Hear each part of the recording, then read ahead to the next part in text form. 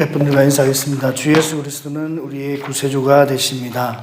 주 예수 그리스도는 우리의 구세주가 되십니다. 다 같이 사도신경 하심으로 우리 8월 11일 목요일 새벽 예배를 하나님께 드리도록 하겠습니다. 나는 전능하신 아버지 하나님 천지의 창조주를 믿습니다. 나는 그의 유일하신 아들 우리 주 예수 그리스도를 믿습니다.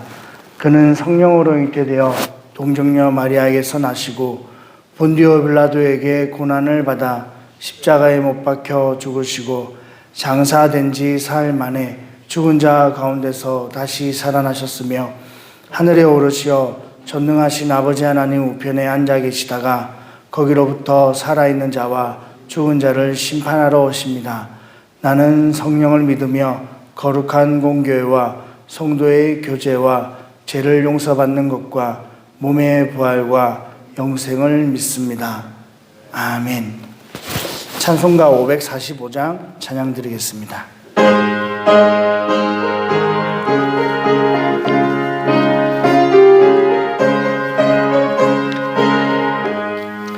이 눈에 아무 증거 아니 배어도 믿음만을 가지고 손을 걸으며 이 귀에 아무 소리 아니 들려도 하나님의 약속 위에 서리라. 걸어가세 믿음 위에 서서 나가세 의심 버리고 걸어가세 믿음 위에 서서 눈 가기에 아무 증거 없어도 이 눈이 보기에는 어떠하든지 이미 얻은 증거대로 늘 믿으며 이 마음에 의심 없이 살아갈 때에 우리 소원 주 안에서 이루리. 걸어가세 믿음 위에 서서 나가세 의심 버리고 걸어가세 믿음 위에 서서 눈 가기에 아무 증거 없어도 주님의 거룩함을 두고 맹세한 주 하나님 아버지는 참 이쁘다. 그 귀한 모든 약속 믿는 자에게 능치 못할 무슨 일이 있을까. 걸어가세 믿음 위에 서서 나가세 의심 버리고 걸어가세 믿음 위에 서서 눈 가기에 아무 증거 없어도. 아멘. 은혜 받으실 하나님 말씀은 여호수아 6장 22절에서 7장 1절까지 말씀입니다. 하나님 말씀은 여호수아 6장 22절에서 7장 1절까지 말씀입니다. 우리 한 절씩 교독하겠습니다.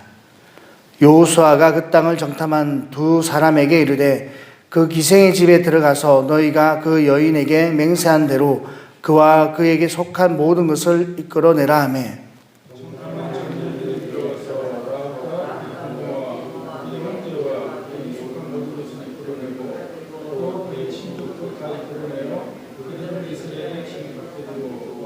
우리가 그 성과 그 가운데 있는 모든 것을 불로 사르고 은금과 동철기구는 여호와의 집 곳간에 두었더라.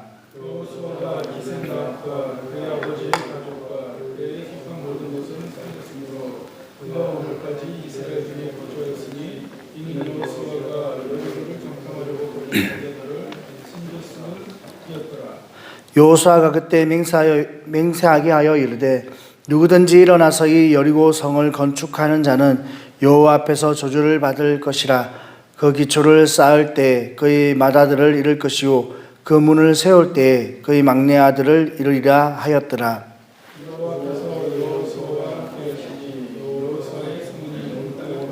합독하겠습니다. 이스라엘 자손들이 온전히 바친 물건으로 말미암아 범죄하였으니 이는 유다 지파 세라의 증손 삽대의 손자 갈미의 아들 아간이 온전히 바친 물건을 가졌습니다. 여호와께서 이스라엘 자손에게 진노하시니라.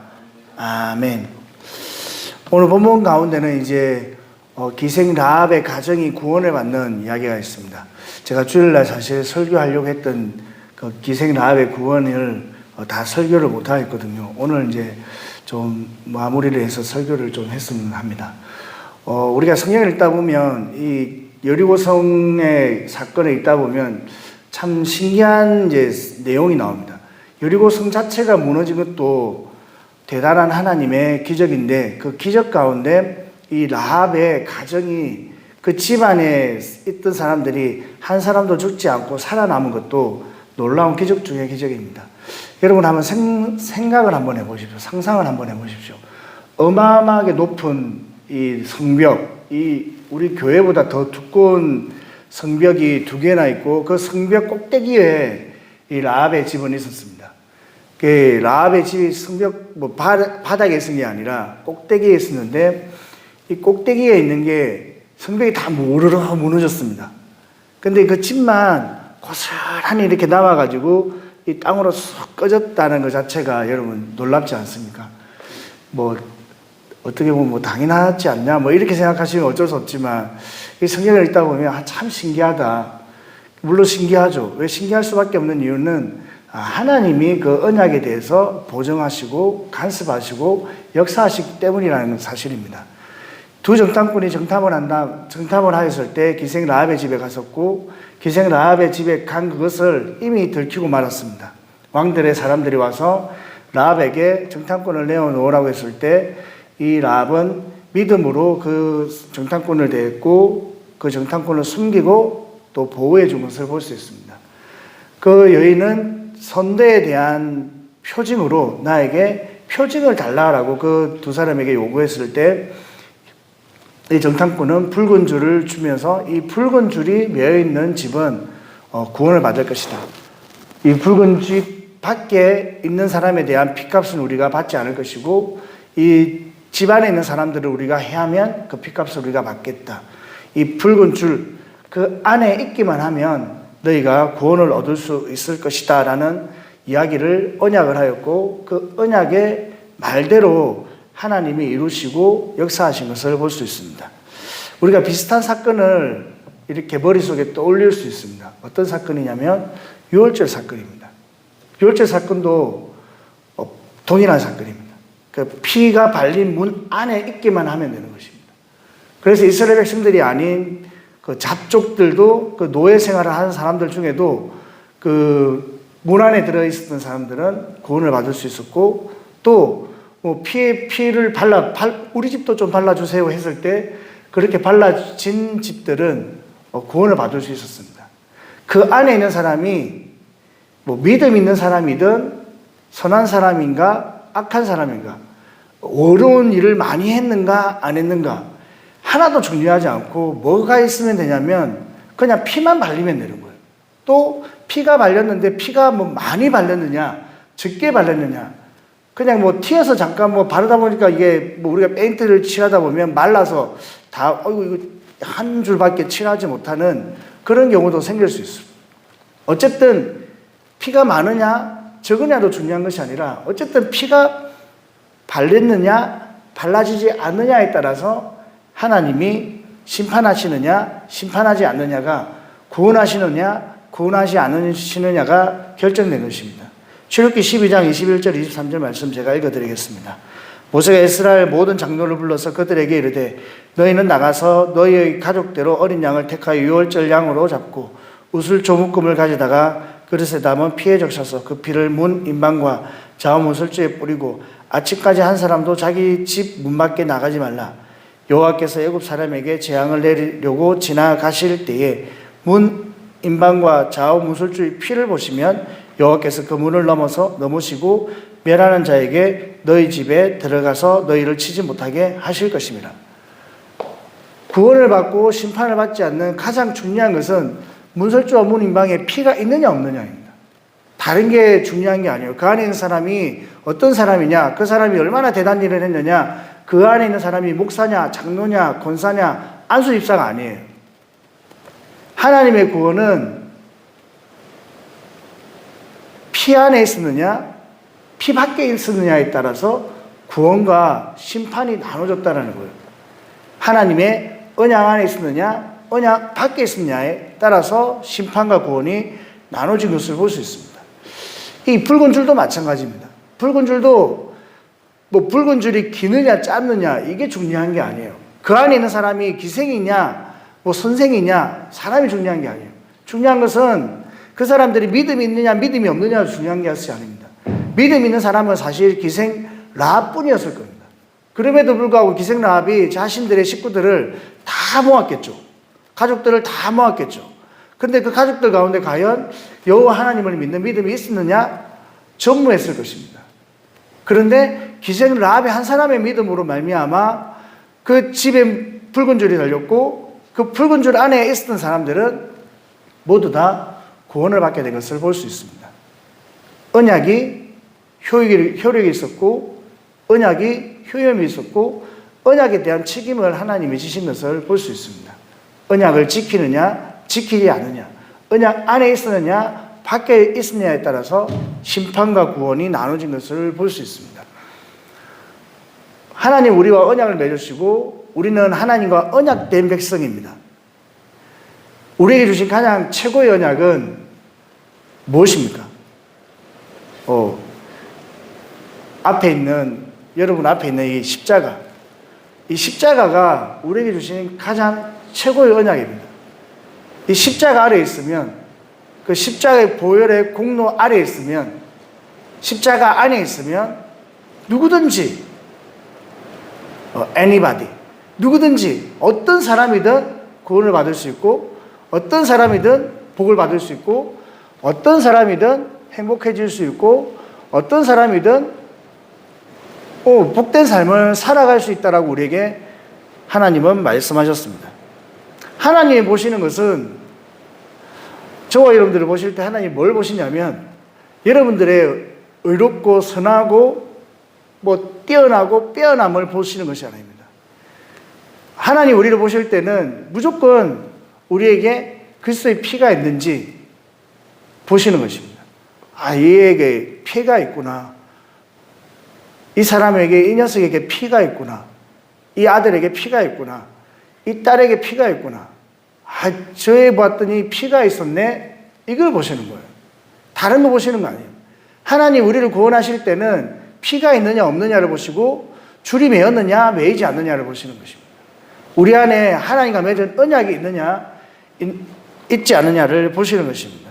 우리가 그 피 안에 있기만 하면, 언약 안에 있기만 하면 누구든지 구원을 받을 수 있다라고 말씀을 하고 있습니다. 우리가 그 언약 안에 있다라는 의미는 언약의 말씀이 육신이 되어 오신 그 예수님 안에 있다라는 의미입니다. 우리가 신앙생활을 할 때 가장 중요한 것은 내가 그 언약 안에 있느냐 밖에 있느냐가 중요한 것입니다. 아무리 훌륭한 일을 해도, 아무리 교회 가운데 내가 봉사하고 충성하고 한다 할지라도 언약 밖에서 충성하면 아무 소용이 없는 것입니다. 근데 너무너무 부족하고 너무너무 약할지라도 그의 삶이 언약 안에 있는 삶이라면 하나님 보실 때 귀한 삶이 될 수 있습니다. 그 예를 제가 자주 들기도 합니다. 하나님의 법궤가 아비나답의 집에서 60년, 70년 이상 있었습니다. 다윗이 즉위한 다음에 그 아비나답에 있던 그 법궤를 이제 다윗성으로 옮기려고 했습니다. 물론 이제 옮기는 방법이 잘못되었어요. 언약궤는 레위 고하스의 후손들이 어깨에 메어야 되는데 그 방법대로 하지 않고 이제 수레, 소가 끄는 수레에다가 이 법궤를 실었습니다. 어쨌든 그 법궤를 싣고 가면서 제가 아무것도 안 했는데 자꾸 소리가 나네요. 죄송합니다. 그 법궤를 끌고 가는데 이 법궤의 끌고 가는 이 소가 갑자기 띠으로 말미암아, 낙원의 타작마당에 이르러서 띠으로 말미암아 이 법궤가 이게 흔들리잖아요. 이게 수레가 흔들리면서 이 법궤를 이제 넘어졌겠죠. 흔들리니까. 그러니까 그때 이제 그 아비나답의 아들 우사가 그 법궤를 붙들었습니다. 이게 너무너무 잘한 일이에요. 여러분, 법궤라는 것은 하나님의 임재와 하나님의 여호와 이름, 사무엘하 6장 2절에 보면 여호와의 이름으로 일어나는 것이다.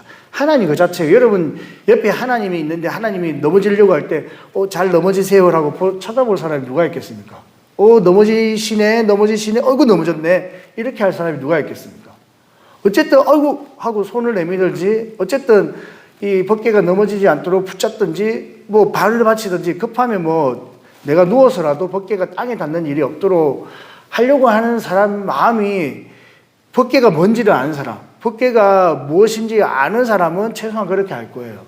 그리고 멀리 있는 것도 아니고 옆에 있었다면 누구라도 다 그렇게 할 수 있습니다. 근데 우사가 그 벗개를 붙들음으로 말미암아 하나님이 진노하사 그 자리에서 우사를 찢어 죽이셨습니다. 마치 번개가 쳐서 막 그냥 사람을 팍 이렇게 찢어 죽이듯이 죽였다라고 그렇게 되어 있습니다. 하나님께서 그 장소, 심판하신 장소에 다윗이 두려워서 벗개를 가져 사람 오베데돔의 집으로 치우쳐 가게 됐다고 이야기합니다.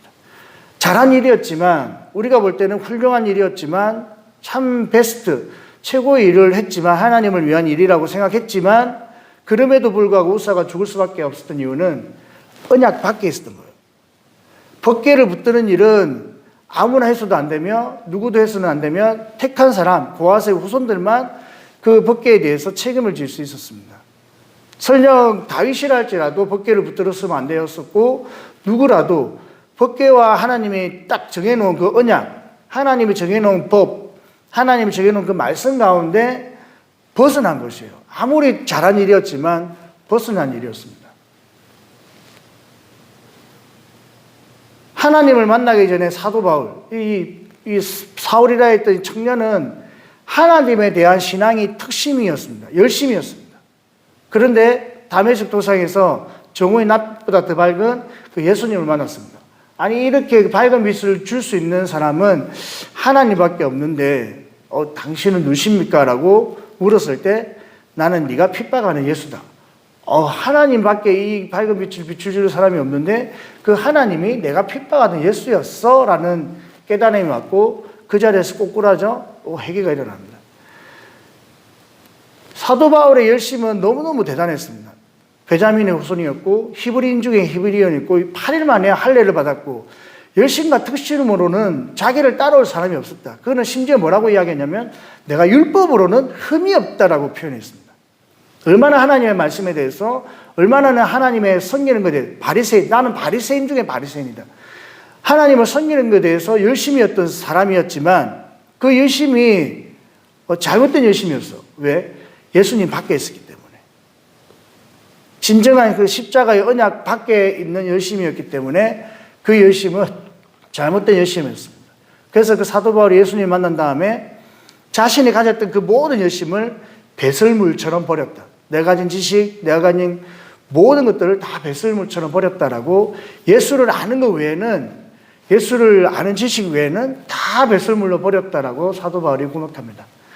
아무리 잘나도, 아무리 뛰어나도, 아무리 열심히 해도, 아무리 성실하고 선하고 어렵고 오라도 언약 밖에 있으면 아무 소용없는 것입니다. 하지만 아무리 비천해도, 아무리 가난해도, 락과 같이 아무리 천한 인생이라 할지라도 언약 안에 있으면 하나님 세워주시고 높여주시고 복을 받는 인생이 펼쳐지는 것입니다. 성경 한 구절 읽고 설교를 마무리하겠습니다. 요한복음 15장 1절에 보면 이런 말씀이 있습니다. 나는 포도나무요 내 아버지는 농부다. 예수님이 누구냐면, 우리 어제 수요일 날 선생님이 설교하시면서 성경 공부하시면서 잠시 말씀했지만, 예수님은 포도나무, 참 포도나무, 나는 참 포도나무야. 그리고 농부가 누구냐면 아버지 하나님이셔. 그리고 너희는 가지야라고 우리에게 말씀하셨습니다. 이게 뭘 의미하냐면, 가지는 스스로 열매를 맺을 수 없다. 이게 이제 하나님 우리에게 주시려고 하는 교훈입니다. 가지는 스스로 열매를 맺을 수 없고, 가지가 나무를 떠나면 말라 비틀어져 태워진다라는 것을 우리에게 말합니다. 4절과 5절에 이렇게 말씀합니다. 내 안에 가라, 나도 너희 안에 가리라. 내 안에 가라, 나도 너희 안에 가리라. 가지가 포도나무에 붙어 있지 아니하면 스스로 열매를 맺을 수 없음 같이 너희도 내 안에 있지 아니하면 그러리라. 저와 여러분들은 가지예요. 저와 여러분들이 열매를 맺는 삶을 살 수가 없습니다. 내가 아무리 수고하고 노력한들 내가 뭔가를 맺으려고 우리는 스스로 열매를 맺으려고 합니다. 응답의 열매, 자녀 열매, 건강의 열매, 부의 열매, 뭔가 좋은 관계 열매를 내가 맺으려고 노력해요. 내가 이렇게 하면 건강해질 거야. 내가 이렇게 하면 부해질 거야. 내가 이렇게 하면 사람과의 좋은 관계를 맺을 수 있을 거야 라고 생각하고 그렇게 내가 생각하는 열매를 맺으려고 노력해요. 근데 하나님은, 예수님 뭐라고 이야기했냐면 그 열매는 누가 맺는 것이다? 농부인 하나님이 맺게 해주는 거야. 너희들이 해야 될 노력은 열매를 맺기 위한 노력이 아니라 예수님 안에 있으려고 하는 노력이야 라고 말씀하는 겁니다. 우리가 해야 될 노력은 다른 게 아니라 뭔가 건강해지는 열매, 부해지는 열매, 잘생기지는 열매, 키가 크는 열매 노력은 해야 되겠죠. 하지만 그 열매는 누가 맺게 하는 것이냐? 하나님이 맺게 하신다는 거예요. 우리가 열심히 수고하고 노력해야 될 것은 수고하고 노력이라는 말조차도 우리가 참 하기가 송구하지만 우리가 힘써야 될 것은 뭐냐? 내가 얼마나 예수님께 붙어 있느냐 없느냐입니다. 내가 얼마나 예수님 뭐라고 표현하냐면 붙어 있다라를 안에 있다라고 표현하셨잖아요. 내가 예수님 안에 있느냐, 내 안에 예수님이 거하냐 안 거하냐를 우리가 노력해야 된다는 것입니다. 예수님이 내 안에 있느냐, 내가 예수님의 안에 있느냐에 따라서 열매는 하나님이 맺게 하신다는 거예요. 우리는 열매를 맺을 수 없어요. 여러분이 열매를 맺겠다고 하는 것 자체가 잘못된 착각인 거예요. 내가 열매를 맺을 수 있기를 노력하는 것 자체가 언약 밖에 사는 헛된 노력이라는 거예요. 5절에 이렇게 말씀합니다. 나는 포도나무여 너희는 가지라.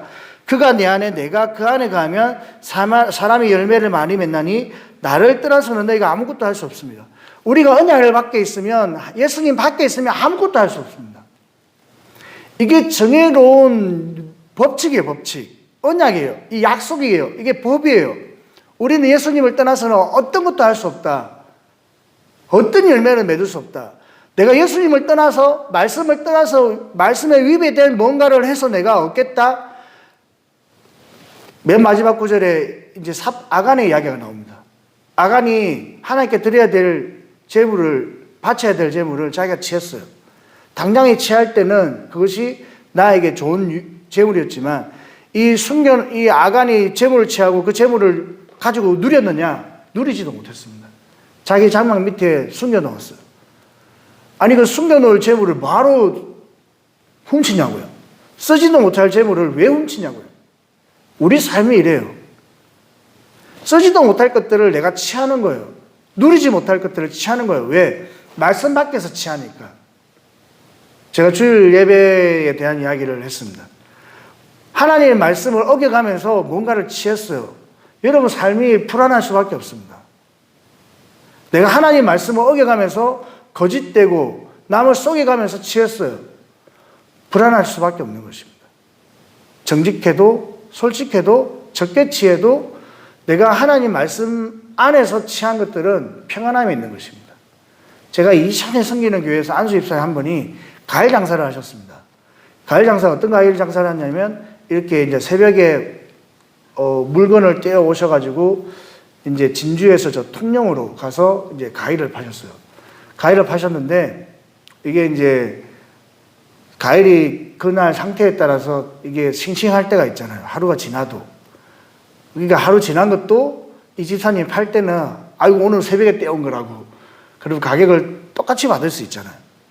그렇게 장사를 하셨대요. 근데 집에 와서 그 부인이 목사님이셨어요. 아내가 목사님이셨는데 맨날 혼나요. 어떻게 안수 집사가 그렇게 거짓말을 할 수 있느냐. 아니면 갖고 와서 저녁에 남았으면 성도들에게 나눠주든지 아니 목사님들 가정마다 좀 드리든지 없애고 거짓말 하지 말고 똑바로 팔아라. 이제 그렇게 계속 이제 잔소리가 시작된 거예요. 근데 이 안수 집사님 이제 듣고 보니까 그런 거예요. 이게 내가 해서는 안 될 짓이었구나. 그래서 이제 그다음부터는 남으면 팔만한 것은 남겨서 다음날 파는데 팔 때 그러셨대요. 이게 어제 판 거다. 근데 상태가 좋아서 제가 판다. 그 대신 제가 싸게 드리겠다. 솔직하게 이야기를 하고 파는 거예요. 그리고 할 수 없는 약간 좀 그런 상태는 이제 매일 교회 그 밤에 이제 세워놓으면 매일마다 이제 저녁 기도를 하니까 성도들에게 다 나눠주기도 하고 또 이제 봉지에 담아가지고 목회자 가정들에게 이렇게 나눠주기도 하셨어요. 근데 얼마 지나지 않아가지고 정말 하나님이 그 가정 가운데 복을 주시는 모습들을 저희들이 보게 되었습니다. 정직하게 속이지 않고 이렇게 한다는 게 쉽지는 않지만 그렇게 내가 언약 안에서 말씀 안에서 행하겠다라고 결단하고 그렇게 순종하고 나아갔을 때 삶이 변화되고 그 가정 가운데 복을 받게 되는 모습, 특히 자녀들이 참 잘 되는 모습들을 제가 그 교회 평생에 있었으니까 지켜보았습니다. 자녀들이 잘 되는구나. 후손들이 복을 받는구나. 그런 모습들을 보면서 참 당장에는 힘들고 어렵지만 내가 언약대로 말씀대로 내가 그 안에 있느냐 없느냐가 참으로 중요한 사실을 우리가 성경을 통해서도 알 수 있지만 또 우리 주위에 있는 사람들을 통해서도 알 수 있는 것입니다. 7절에 이렇게 말씀합니다. 너희가 내 안에 가고 내 말이 너희 안에 가면 무엇이든지 원하는 대로 구하라 그리하면 이루리라. 무엇이든지 원하는 대로 구하라 그러면 이루리라. 어떤 때요? 우리가 언약 안에 있을 때, 하나님의 말씀이 우리 안에 있을 때, 내가 언약 안에서 하나님의 말씀대로 행하고 하나님의 뜻대로 행하고 하나님 말씀대로 기도하면 하나님이 무엇이든 구하라 그러면 내가 응답해 주겠다라고 말씀하시는 것입니다. 기생 라합이 제일 낮은 신분이잖아요. 몸을 팔던 사람이에요. 그런데 그 여인이 존귀한 자가 되었고 아주 그냥 믿음의 사람과 결혼하였고 그 믿음의 사람과 결혼한 후손으로 보아스가 태어나고 또 그 보아스의 후손이 다윗이고 다윗의 후손이 누구냐면 예수님이셨습니다. 가장 낮은 신분에 있었던 이 여인이 가장 어떻게 보면 높은 그 예수님의 마태복음 5장에 있는 족보 가운데 여인의 이름은 다 그 참 별 볼 일 없는 여인, 죄송합니다. 별 볼 일 없다 그러면 참 죄송합니다. 다 그냥 그 당시의 삶으로 봤을 때는 참 형편없던 사람들이었습니다. 그 룻도 이방 여인이었잖아요. 그리고 본 남편이 죽고 두 번 시집간 여인이었잖아요. 그리고 그 솔로몬의 어머니는 누구입니까? 우리아의 아내 바세바라고 기록되어 있습니다. 남편이 있는 여인의 이름을 그대로 성경은 기록해 놓으셨어요. 그러니까 그냥 바세바를 통해서 솔로몬이 낳고 이게 아니라 우리아의 아내, 다윗의 아내도 아니에요. 우리아의 아내 바세바를 통하여 솔로몬이 낳고 되게 참 어려운 그런 여인들이었습니다. 그런데 그 여인들이 그 메시아의 족보에 기록이 되어 있습니다. 다른 그 솔로몬의 다윗의 많은 그 귀족의 왕의 그 부인들도 있었지만 아무도 이름이 적힌 것이 아니라 그렇게 천한 사람들, 미천한 사람들. 그런데 그 사람들은 다 언약 안에 있었던 사람들입니다. 언약 안에 있었기 때문에 가장 낮은 인생도 높여주시던 하나님께서 우리의 삶을 높이시고 풍요하게 하시고 또 뛰어나게 하실 것이고 감사하게 하실 것이고 즐겁게 하시는 그런 놀라운 일이 어디 안에 있을 때 그렇게 되느냐? 언약 안에 있을 때 가능하다는 사실을 잘 깨달으셔서 오늘도 우리 앞에 있는 십자가 바라보면서 내가 저 십자가 의지하고 살아가야지. 그 십자가의 보혈의 공로가 내 삶 가운데 있는지를 우리가 살펴볼 때 하나님이 그 피의 공로를 보시고 오늘 하루 우리의 삶을 축복하실 것이고 도와주실 것이고 인도해 주실 것이고 하나님의 자녀로서의 삶을 살아갈 수 있도록 역사하시는 놀라운 축복들이 우리 모든 성도님들 가정 가운데 넘쳐나기를 예수님의 이름으로 축복합니다. 아멘. 기도하겠습니다. 하나님 감사합니다. 비록 기생이었지만 하나님을 믿고 그 언약 가운데 거하기를 원했던 기생 라합의 가정을 하나님께서 구원해 주신 모습을 보며 하나님 우리의 모습으로 인하여 우리가 구원을 받는 것이 아니라 우리의 어려움으로 우리의 뛰어남으로 하나님이 우리를 구원해 주시는 것이 아니라 그 줄이 달린 집안에 있었는지를 통해 구원을 주시고 또 우리 가운데 주님 보혈의 피가 발렸는지를 보시고 구원해 주심을 오늘도 우리가 깨닫게 하여 주시고 그 십자가의 언약으로 우리가 살아갈 수 있도록 주님 도와주시옵소서. 우리가 주님을 떠나서는 그 어떤 열매도 맺을 수 없고 하나님 우리가 가지 밖에 있을 때는 우리가 스스로 열매를 맺을 수 없음을 아버지 하나님 우리가 깨닫게 하여 주셔서 하나님 우리가 주님께 붙어있는 노력을 하게 하시고 주님 안에 있기를 힘쓰게 하시고 하나님의 말씀 안에 있기를 우리가 노력하게 하시며 또한 하나님의 말씀이 우리 안에 있기를 늘 부단히 애쓸 수 있는 저희들 되게 하여 주셔서 하나님 우리가 맺고자 하는 많은 삶의 열매들을 예수님께서 하나님께서 맺게 하시는 놀라운 증거가 우리 삶 가운데 가득 넘쳐날 수 있도록 은혜 베풀어 주시옵소서. 내가 수고하고 노력하면 고만고만하게 살아갈 수 있습니다. 내가 힘쓰고 했으면 그냥 목구멍에 거미줄 치지 않을 정도로는 살아갈 수 있습니다. 하지만 하나님께서 우리를 축복하시면 하나님께서 참으로 이삭을 축복하실 때 거부가 되게 하시고 100배의 열매를 맺게 하신 것처럼 우리 삶이 내 힘으로 맺는 것보다 훨씬 크고 놀랍고 아름다운 열매를 우리가 맺게 될 줄 믿사오니 믿음으로 행할 수 있도록 주님 축복하여 주시옵소서. 감사드렸고 예수님의 이름으로 기도드리옵나이다. 아멘. 우리 주기도문 하심으로써 오늘 예배를 모두 마치도록 하겠습니다.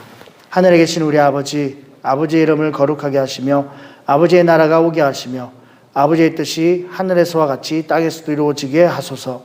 오늘 우리에게 일용할 양식을 주시고 우리가 우리에게 잘못한 사람을 용서하여 준 것 같이 우리 죄를 용서하여 주시고 우리를 시험에 빠지지 않게 하시고 악에서 구하소서. 나라와 권능과 영광이 영원히 아버지의 것입니다. 아멘. 우리 기도하실 때 담임 목사님께서는 어젯밤에 무사히 잘 도착하셨습니다. 목사님이 이렇게 건강히 또 이 시차가 잘 적응되어서 또 회복되어서 또 하나님의 맡겨진 사역들 잘 감당할 수 있도록 영육간의 강건함을 허락해달라고 꼭 기도해 주시고 또 오늘도 말씀 붙잡고 하나님 내가 언약 안에 있는 삶이 되게 해주시고 우리 가정과 우리 사업장과 또 우리 직장 우리 자녀들이 하나님의 언약 안에 있는 귀한 역사를 허락해달라고 우리 주님 이름 세움 부르고 합심해서 우리 기도하겠습니다. 주여 주여 주여 할렐루야. 좋으신 하나님 참으로 감사를 드립니다.